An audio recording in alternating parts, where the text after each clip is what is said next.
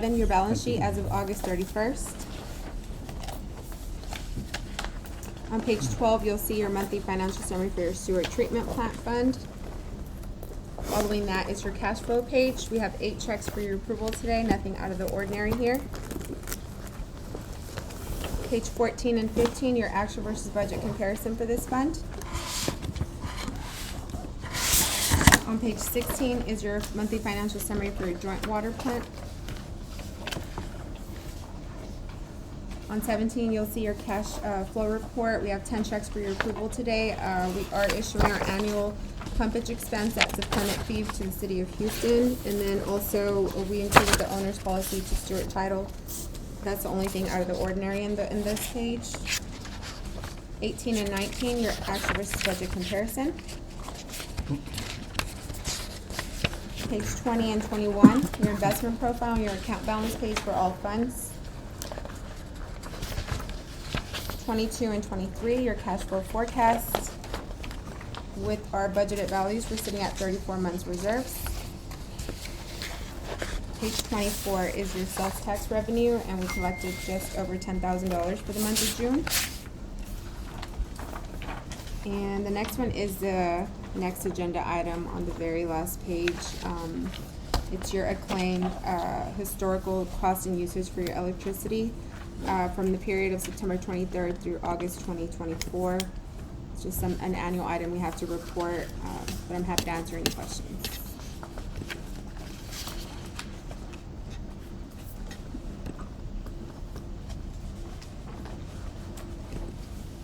Board, y'all have any questions for Yannette on the bookkeeper's report? Can I get a motion to approve the report authorized payment of invoices? Motion. All in favor? Aye. Thank you. All right, agenda item 7 is your annual item, it's review of the district's investment policy. As a reminder, y'all are legally required to review this on an annual basis. Short page along with your investment officers, take a look at this, see if any updates need to be made. We're not recommending any updates this year, so we just need a motion for y'all to adopt a resolution saying you performed the annual review. You are not making any changes, and your last investment policy that you adopted, which was at your October 2023 board meeting, you are reaffirming that investment policy. Any questions? So moved. Okay, got a motion, we have a second? Second. All in favor?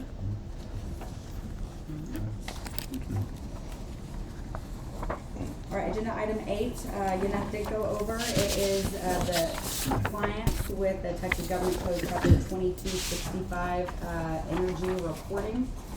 That report is attached to the bookkeeper's report. The district has expended $118,281 this past year on energy.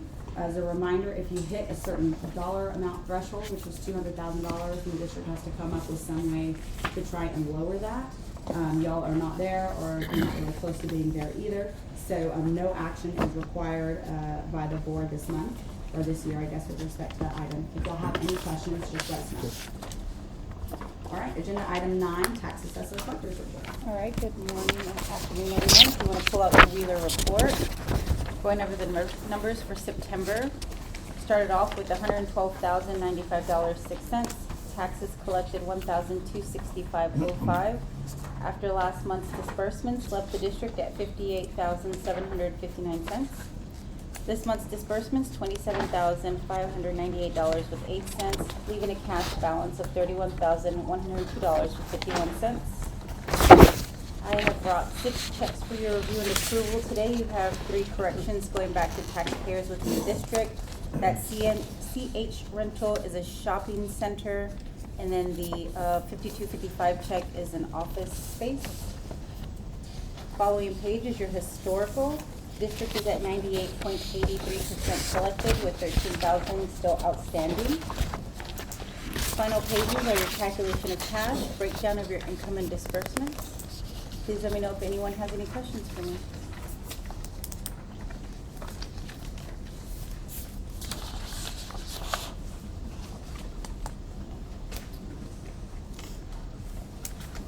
All right, I don't hear any questions for Isabel.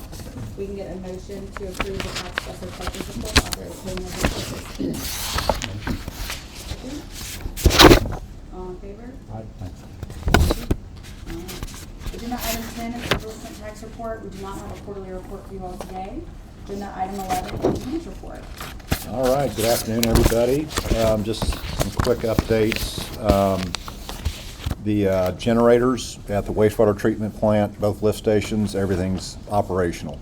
So we're good on all three facilities. We had a walkthrough last week. Chad, I think, has got a proposal. One of them, we had some recommendations to trim the trees back a little bit. They're overhanging the generator. Could be a fire hazard, not really a regulatory issue, but just kind of good housekeeping. So Chad will have a proposal for that in there, but generators are up and running. So good news there. Or Mike, I did see your emails. So we do, the plans for the water well number 2 have been submitted to the agencies, TCEQ, City of Houston, Harris County. And so we just kind of get out of control. All we can do is monitor that. You know, we were talking about maybe advertising in November. We'll just keep our eye on that. See what, you know, if we don't have comments back from the city, the county's really not going to have any comments on this thing. TCEQ probably won't. But we will just kind of monitor that and figure out, do we pull the trigger in November? You get in that little sweet spot between Thanksgiving and Christmas where it's not sometimes great to advertise. People aren't paying attention or whatever, but we'll just keep an eye on it and still target a November advertisement at this point, unless something drastically changes. Mike, I'll just keep you up to date offline if that's good with you. And Do you have on him when the date it went in or the week it went in? it was last week. I think it was Tuesday or Wednesday. Or first round of review to the city, to all agencies.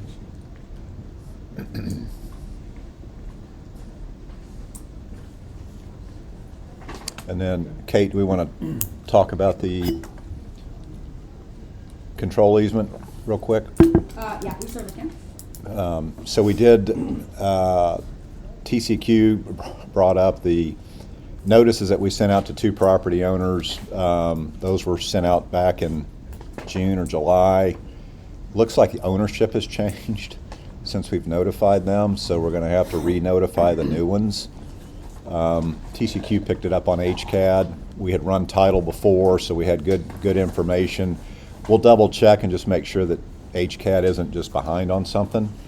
I don't think so. 'Cause we they're looked probably at that not. Like a year ago when we sent the first notices. So my guess is within the 3 months of us doing the updated title, sending those new reports, and then submitting that waiver request to the TCEQ, that it just title changed, I guess, ownership changed. So I think what we'll do is re-notify the new property owners, but concurrently, we might run a resolution. I've had another district where we had a property owner that was non-responsive for several months, and we adopted a resolution there that basically said we are a utility district and we're going to have a well right here and we know what to do and what not to do around that well if somebody's holding us up. So that's a option that we can run concurrently, but I think step 1 is just notify the new property owners. It's not holding anything up right now, but if it started dragging out for months, then obviously it would be a factor. And just as a reminder, the deed restrictions for these 2 property owners that Greenshaw has, they can't do what the sanitary control easement says they can't do. So the sanitary control easement is like a negative easement. It's what you can't do on your property, which is septic tanks. They don't have septic tanks, or like farm animals, that type of thing. None of that they are allowed by the deed restrictions to have on their property anyways. But law requires you to have a sanitary control easement within a certain number of feet of a well or so we've been trying for about a year and a half now to get those from those 3 property owners that would need them. One is the HOA, which we still have not gotten from the HOA. But we sent that request a year and a half ago, and then we sent it again, a couple months ago as our second request. So that way we could go ahead and request that waiver from the TCEQ. So that's kind of where things stand. The HOA obviously has not changed property owners. It's the other 2 individuals. So with y'all's authorization, we will send out new letters explaining why we need the sanitary control easements for these new property owners. We will do an updated title ownership and lien holder report just to make sure that ownership has changed. If it hasn't, we can send that to Pate Dawson and they can send it to TCEQ and be like, look, we've run current title again, nothing's changed. You know, please respect our prior letters. But nothing we can do about it. All right, Bob, anything else? That- That one, It was Clayton, Clarissa Walker, and Clayton Walker. Yes. Yes, so the one we sent a year and a half ago was to both of them. Yeah. And then the one based off of our other title was just to her. Her, That's yeah. correct, yes.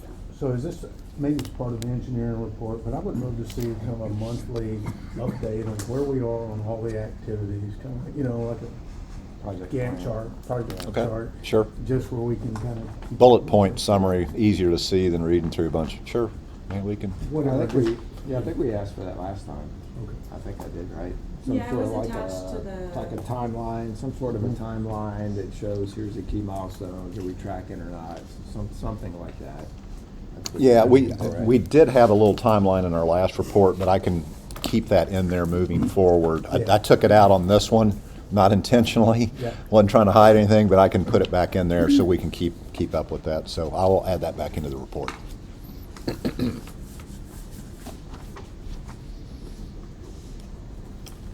All right, Bob, anything else? That is it. Okay, all right, we can go ahead and take this action item now, if you guys are okay. Technically, it could be under, item 13, which is the status of property owned by Second Baptist Church, but this is also with respect to the second water well, which we have as an item under engineer's report. So if y'all were authorized, first page, to send new letters and get updated title on these two properties, so that way we can make sure we're sending the letters to the correct property owner, if it's needed. Second, Second. all in favor? Okay, all right, so then no action. Okay. All right, agenda item 12 is this discussion regarding request to West Park to delay its surface water conversion project. As we talked about last month, we got notice from the engineer that they did agree to delay it until next October, but I still have not received that written confirmation that we asked for. I don't know if we are gonna get that written confirmation, other than the engineer just sending me an email, which we can print and put in our files, saying you said you would do it, but, as you know, it's not something written from the board or agreeing to the terms, so, I can send another email to the attorney asking if we would be able to get that written request like we asked for, so. I don't, that'd be great, thanks, Ralph.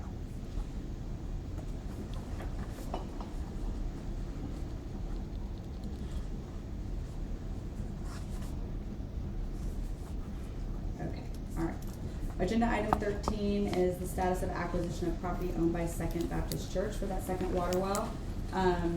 We have officially closed on that property. The district now owns it. We have reported the deed and the sanitary control easement from Second Baptist Church. So congratulations, that was a long time running, and dealing with Second Baptist on that, so that is great. Bob, I don't know if you have, and I can move this stuff up here since it's no longer acquisition of Second Baptist Church property, but do you have a status of the replat of that property? I don't know. I don't, but I can check on it. Okay, Yeah. if you wouldn't mind, just Sure. where that is. So now that the district owns it, obviously the replat can be signed by the district instead of having to coordinate through Second Baptist Church. So we'll just move that item up to the engineer's Yep, report. that'd be for the great. second That'll water well. So that keep way it on my there's radar. No confusion, awesome, okay. Okay, I don't have anything else with respect to that. That agenda item can now come off, since you own the property, and it will be under the engineer's report kind of going forward with respect to the second water well project. Do y'all have any questions? Okay, all right, agenda item 14, operators report. Good afternoon, Board. We should all have a copy of our operator's report in front of us. Turn past that cover page, you'll find the executive summary. I have a few action items that we need to discuss, but I'm going to go through my compliance summary first, so we'll skip past that top portion. Starting with the compliance summary and water distribution, our monthly bacteriological samples were taken throughout the district, all came back compliant, no coliform or E. coli found. Update on our water supply through 216 interconnect for the month. We had 3,139,000 gallons run through that meter. So that brings our yearly usage to 24,308,000 out of 46,100,000. Remember last month we discussed whether or not we were going to meet that amount, and we will. I've got with my operations team. Thankfully, that meter actually is digital, so we can dial in the gallons per minute. We've been talking with the operator. We've got the right flow in to where we can meet that number or fall just underneath it right at the end of the year. So, moving on, our metered and billed for 345 usage was 22,516,000 gallons. Metered and billed for 346 was 3,450,000 gallons. That brings our accountability to 93.28%. Well is still pumping at 1,535 gallons per minute. And wastewater treatment and collection, all compliant, no excursions. Moving on to our operation summary, we changed out 24 meters over 1 million gallons this month. We repaired 2 water leaks in the district, and then we repaired the level and sod at those 2 addresses as well. The sanitary sewer, we had a large invoice come in that was 2 months of the generator rentals. That was for the wastewater treatment plant and the rental for the lift station as well. Then on lift pump 2 at the wastewater treatment plant, we had a notable work order where we replaced the air relief valve on lift pump number 2. Moving on to customer care for last month, we had 40 letters sent out on September 10th. There were 13 tags that were hung on September 25th, and there were no turnoffs last month. Turnoffs would have occurred on October 2nd, but there were no turnoffs.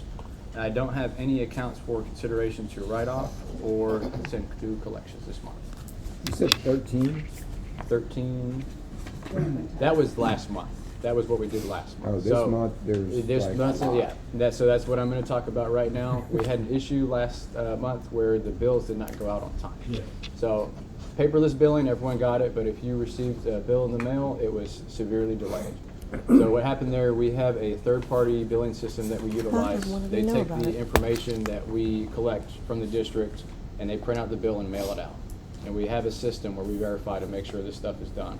After we send them the information, they create the bill, they send it to us, we approve it, and then once it's printed and mailed, they send us a verification email that we have to click on to say, okay, we got it, thank you, we know that you did it. They send us those emails, not just for your district, but for several districts in a 2 or 3 day time span, but the bills were never mailed. They printed them and sent the email, but nothing was actually sent out. So thankfully with your district, we were able to catch it before the billing cycle ended. Actually had another district where it wasn't caught at all, so that's a whole other issue entirely. So what Infomark is doing to fix this, for one, the district won't be charged for that service, of course. On top of that, we are suspending turnoffs and waiving all late fees. So we're giving everyone time to pay their bills. Definitely not gonna turn anyone off because they didn't get their bill. So thankfully, most of your residents have paid. Only 163 are left, which is a scary number to see because it's usually very low in this district. But thankfully, a lot of people are on paperless billing or auto draft, bank draft, or they simply didn't get their bill and just called us to get it figured out. So we did still send out the letters just because the letters would get there before the delayed bill. So I know it may have shocked some residents to say, why am I getting a late letter? I never even got my bill. So those letter fees are waived and there won't be any late penalties either. We just wanted people to have something. Is there an explanation included in their mailing anywhere of what happened So we to the actually, residents? the new bill that went out should have a bill message included that's explaining everything. You know, not exactly the ins and outs of why they didn't get their bill, but just that they won't be turned off and they won't have any. Could we late also fees. put that on our website? then? Absolutely, I think that's a good idea. And would you like to do a message blast as well, or just a message on the website? Our website, whoever it is. I don't know that there's enough room in a text to say everything that you want to say. I think if we just put something on the website, Sure. that would help. We have there's limited text that we And can. number of characters. And I have an example I use for another district. After the meeting, I'll get with you and figure out how to do it. Okay. All right. Were there any other questions about that delinquent process? Except for Infomark, residents were told by Infomark that it was the Postal Service.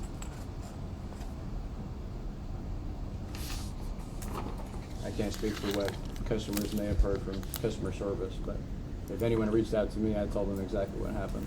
Now, we did have some residents who called and said they didn't get bills for August. That would have been a delay in the mail that we had no issues in August. This issue was solely in September. So.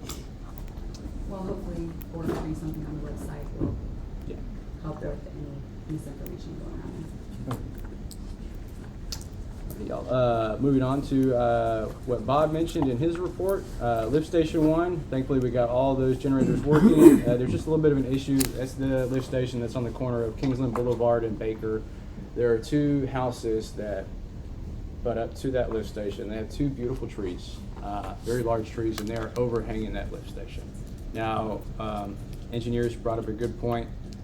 There is a potential fire hazard there. As the leaves start to fall onto the generator, that exhaust gets very hot, and we actually saw when they turned that generator on, you could see leaves that had already collected in that exhaust stack blowing up. So our recommendation, and engineers as well, is to trim those trees back. Obviously, not into the neighbor's yard, just as it overhangs the lift station, which I'm sure Kate will tell you we're within our right to do. You can put the overhanging on district property. Yes. Trim what's on district. Yeah, Do we and tell that's, people first when we do that? Do we knock on their door and say?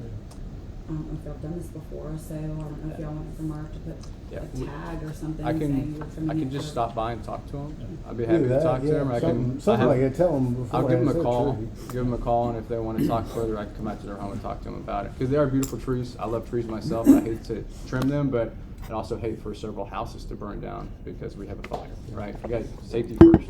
Okay. Is there another option?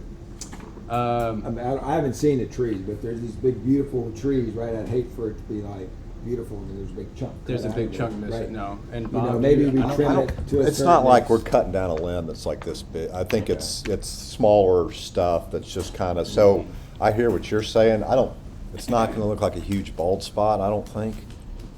There's not too much that's overhanging the lift station. I've got some pictures here on my phone I can show you after the meeting too. I would say, right, talk to the residents, and if there's like a big pushback and it's gonna look, you know, it's gonna look really kind of disfigured, then maybe we put a screen over it or something else. I don't know if there's another solution. I don't think there is anything that we can do to possibly enclose that area is gonna cause an issue with the carbon monoxide from the Right. exhaust. Or anything too close to that generator is catch on fire. That's the issue is that the exhaust gets very, very hot. So there needs to be a certain level of clearance around that generator as well. Bob might- Anything that's, we might see it from our side, that it got trimmed, I don't think they're gonna be able to tell a thing. Definitely not looking from their Because it's backyard. definitely on the back side of the tree, so unless they walk around there, they don't even see this So piece. where's this again? Corner The where? corner of Baker and Kingsland Boulevard. Baker and Kingsland. Lift station 1. By the bayou. Right there on the corner. Literally on the corner. Yeah. Okay. And that quote, just have one, it is for $1,850. So it's 2 large trees to remove all those branches, and doing it from the lift station side only would make it slightly difficult. So that's why we're seeing that price there. Okay. Moving on from that, got some good news about that main line that's north of the water plant. Last month I said we couldn't find it, and I wanted to get some approval to go out there and dig. My construction managers actually went out there to survey the area, and they found the main line, or they found the valve, excuse me. If you look in your report board, past the estimate for the tree trimming, there's a picture. That is what they found. So it was buried under several inches of dirt, and then it's a little hard to tell, but that whole cast iron stack is just full of compacted dirt. So in order to get this valve where we can even see if it's working, we need to go out there, dig it up, and replace that stack.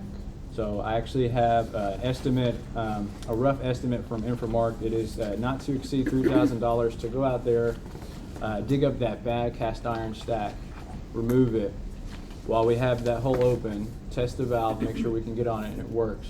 Because obviously if not, it'd be easier to replace it there while the hole's open. If we do determine that it works, we'll put a new stack on there. It wouldn't be cast iron this time except for the very top.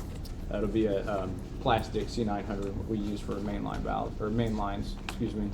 Then we're also gonna put a 2x2 concrete pad there. That way we can keep track on it.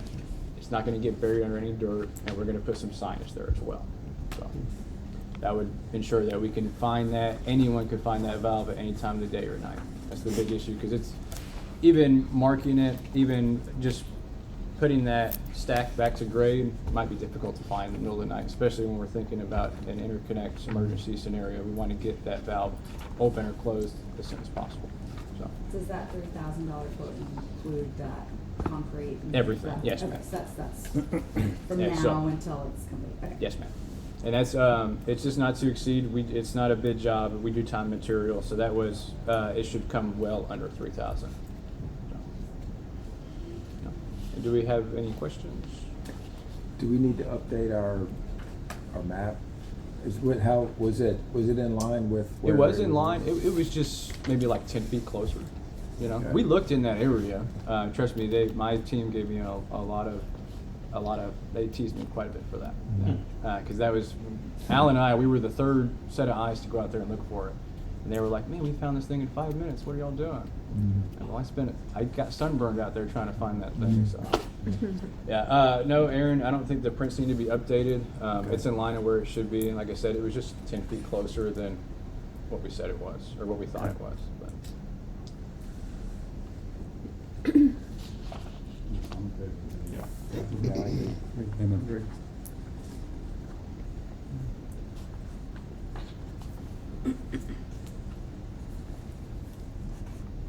Okay.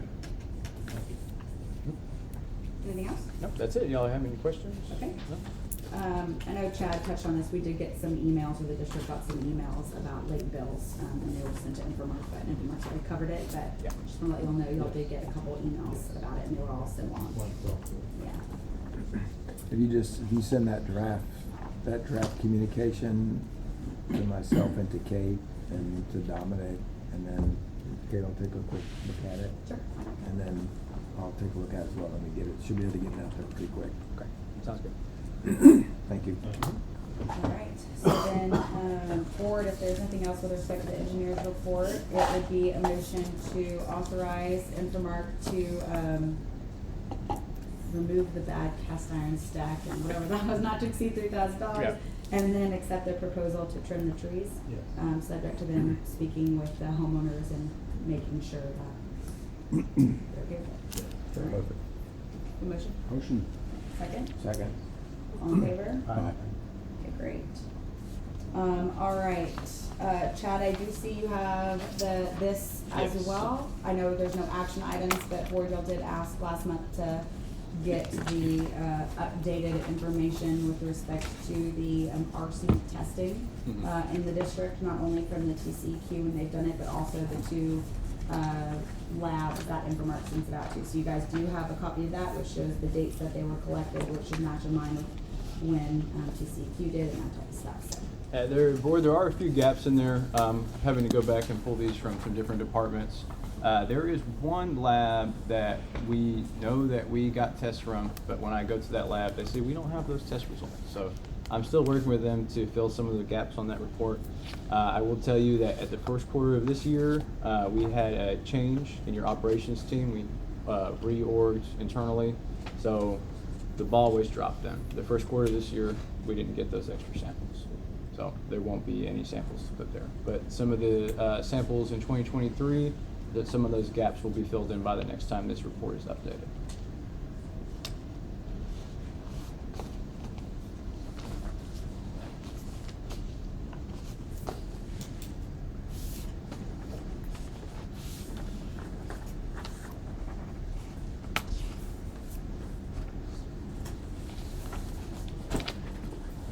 Okay. Thanks, Chad. You're welcome. All right, Board, anything else with respect to the operator's report y'all wanna talk about? Okay. All right, agenda item 15 is a proposal for the stormwater solution to clean out the district's green trails ODP unit during the stormwater. Hi, everybody. Did you need to? Sorry. Okay. Yes, again, I'm Karen Sears, Stormwater Solutions. Good to see you all again. I did hand out a report, looks like this. And again, just a reminder that we do the monthly maintenance and inspections of your underground stormwater quality unit, your oil, grit, and trash separator, and then annually we will renew, work with Harris County to renew your stormwater quality permit. So if you'll just turn past the cover sheet, you'll see the list of the services that we completed This is what we complete monthly for you, the removal of the floatables from the unit, then your monthly stormwater quality inspection, and then, of course, annually, the renewal of your permit, and that takes place annually in the month of February. And you see item number 3 is the proposed action item to clean out this OGT unit. You'll see on page 3 the location of your unit there, that big red dot. Page number 4 is your rainfall data out in this area. Over the last month, you've had 0.12 inches. Obviously, feast or famine. We are now in famine. So, but over the last year, you had 54.72 inches. Page number 5, the top of the page is the aerial location of the facility, and then the bottom photographs are the inside of this unit and the clean out of the floatables. Page number 6 is the inspection report. And I'll draw your attention, if you look at the bottom underneath all the yeses, you'll see a sedimentation level. You have got 12 out of 15 inches of sedimentation in this unit. 15 is the maximum level, according to your stormwater quality management plan, is the maximum level. So we wanted to come to you today. This was report was completed the 1st of September, so it's a little over about 6 weeks ago. So we think we're probably getting really close on your sedimentation level. So we wanted to bring a proposal to you today to clean out that unit. What we'll do is we'll take out our HVAC, our big vacuum truck, and we'll clean this unit out, haul off the sediments. Of course, monthly we clean out the floatables, but this is the sedimentation that gathers over time. So we'll clean that out. Yes, sir. Do you know when the last time we did this? We did it a year ago. Well, in February. We always clean these out in advance of your stormwater quality permit renewal.